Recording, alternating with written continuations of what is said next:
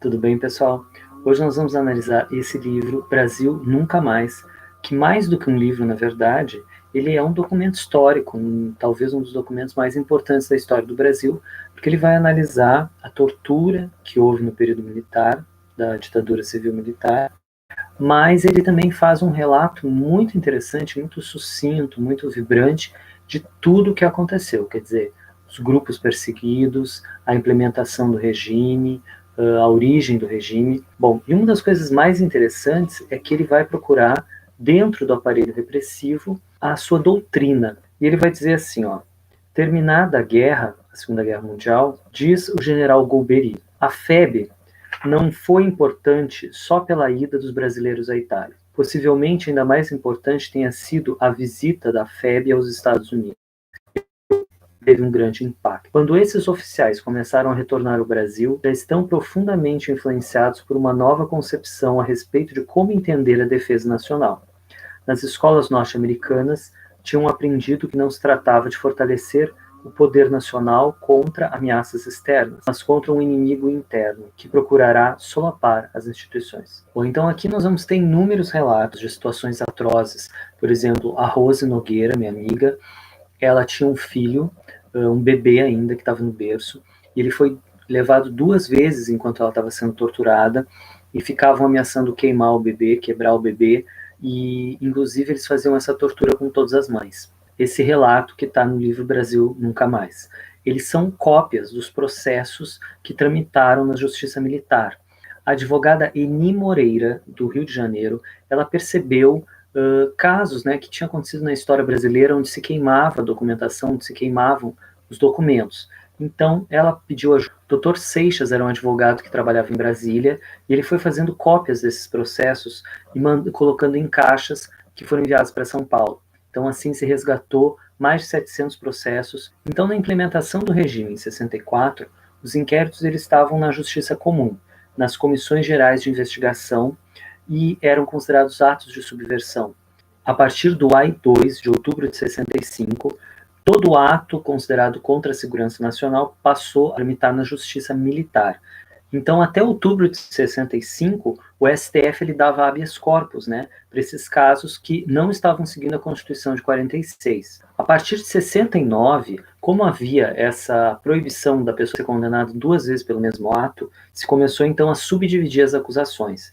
Então, por exemplo, alguém que fazia parte de um grupo político considerado subversivo podia ser condenado por fazer parte de um partido político clandestino, por uso de documento falso, pela posse de material subversivo, e isso então incrementou o rigor penal. A partir de 69, então, surge um novo Código Penal com extremo rigor, com uma repressão judicial implacável, onde os acusados ficam incomunicáveis para a família e para os advogados durante muito tempo. Então passam a ter 2 órgãos, né? Os organismos de segurança que estão organizados no DOI-CODE, que são os porões, são clandestinos, onde tem interrogatórios com torturas psicológicas que não respeitavam nenhuma lei e que tinham a sua própria lei. Depois isso era levado para a Polícia Federal, o cartório, como se chamava, onde essas confissões eram legalizadas. Normalmente, tudo que tem um vício de origem tem que ser anulado, né? Mas nesse caso não acontecia. E as pessoas podiam ficar indefinidamente presas, quando a lei dizia que no máximo 20 dias era o prazo que se tinha para concluir esse inquérito. Bom, então vai se ter inúmeras violações dos direitos humanos. Por exemplo, as pessoas são usadas em aulas de tortura. Se mostra no slide alguma coisa e depois se faz no preso aquela tortura.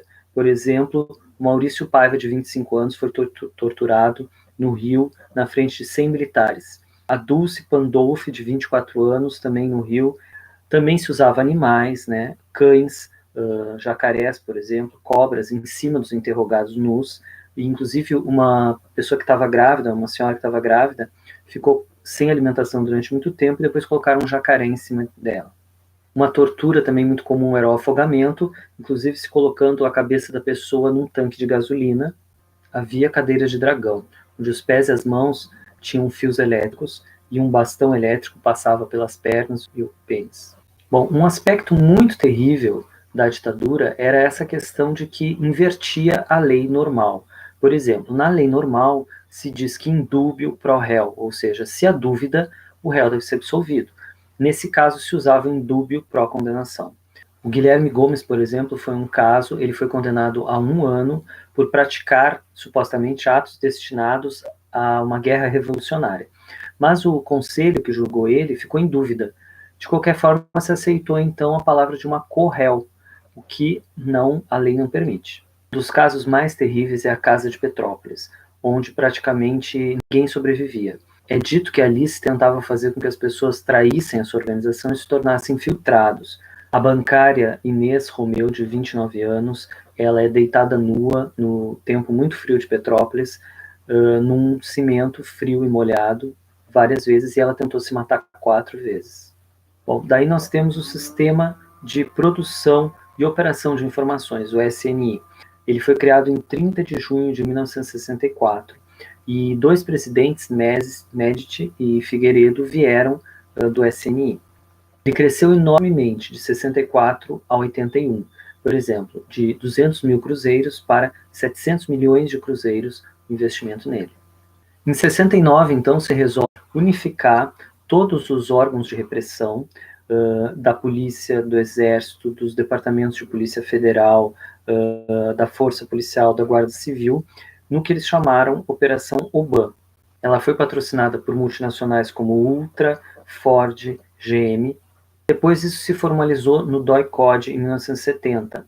Era uma espécie de comando de todos os órgãos de segurança de uma região. Havia também o Departamento de Ordem Política e Social dos estados.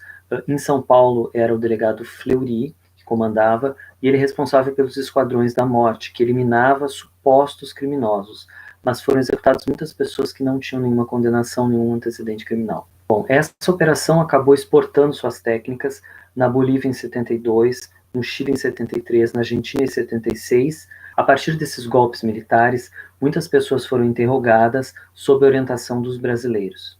A partir de 69, então, surge a Lei de Segurança Nacional, que intensifica a pena e o rigor penal, mas em 78, por pressão dos órgãos internacionais, é suprimida a pena de morte e a prisão perpétua. Só que muda a aparência, mas continua a essência. Fournier, por exemplo, foi um brigadeiro que, quando perguntaram para ele quem eram os comunistas, ele falou: todos os profissionais liberais. O livro também analisa os vários grupos que foram perseguidos, sindicalistas, estudantes, professores. E, por exemplo, muitos políticos foram caçados em 64, principalmente do PTB e do PSB. Depois, em outubro de 65, com a AI-2, o ato institucional, foram extintos todos os partidos e ficaram somente 2 partidos. Então aconteceu o que se chama de democracia de fachada, né? As pessoas eram presas por ter feito manifestações na Câmara. Por exemplo, a diretoria do Comando Geral dos Trabalhadores, que tinha sido eleita para o parlamento em 62, é presa acusada de envenenamento da água de Belo Horizonte. Bom, as reformas de base também são levadas, que eram aquelas tentativas de melhoria, né, da sociedade brasileira, que em 64 estavam no auge. Isso levou à concentração de renda, à desnacionalização, se propiciou a remessa de lucros para o exterior, fraudes, compra de terras por estrangeiros, endividamento externo. Os salários foram arrochados, ou seja, ficaram baixíssimos, e houve então um desenvolvimento capitalista, mas as condições de vida das pessoas ficaram piores. Então, a fome, favelas, enfermidades, marginalidade. Já com o ato institucional número 1, mais de 10 mil funcionários públicos são demitidos e 3 ex-presidentes, vários governadores, deputados estaduais, vereadores são cassados, ou seja, há uma limpeza política, né? Essas pessoas são expulsas do sistema político e depois, no final da ditadura, se começam os atentados terroristas, supostamente para que não se tenha uma abertura com a esquerda. Eles vão dizer assim: sem direito a habeas corpus, sem comunicação de prisão, sem prazo para a conclusão do inquérito, o preso ficava absolutamente indefeso nos órgãos de segurança, desde o dia em que for sequestrado até quando passasse a justiça militar. Bom, então eu vou dar uma lida no sumário, só para vocês terem ideia de como é completo esse documento. Primeiro, as formas de tortura, os instrumentos de tortura, o sistema repressivo. Depois vai se falar de todos os órgãos, depois vai se falar das organizações de esquerda, quem eram, né, o Partido Comunista, a ALN, o MR8, a Ação Popular, etc. Depois da formação dos processos judiciais, depois se chega na tortura, as consequências da tortura, nas marcas da tortura. Bom, então esse livro, realmente, ele tinha que ser conhecido por toda a população brasileira, ele tinha que ser realmente estudado nas escolas, porque ele mostra o sofrimento de muitas e muitas pessoas. Ele mostra, principalmente, como pode reinar um reino de terror quando as pessoas têm um poder absoluto, né? Porque esses delegados, essas pessoas envolvidas, elas acabavam tendo um lado sádico quando sabiam que a lei permitia que elas fizessem tudo. Espero que a gente nunca esqueça. Espero que vocês leiam esse livro com dedicação. Até a próxima. Tchau, tchau.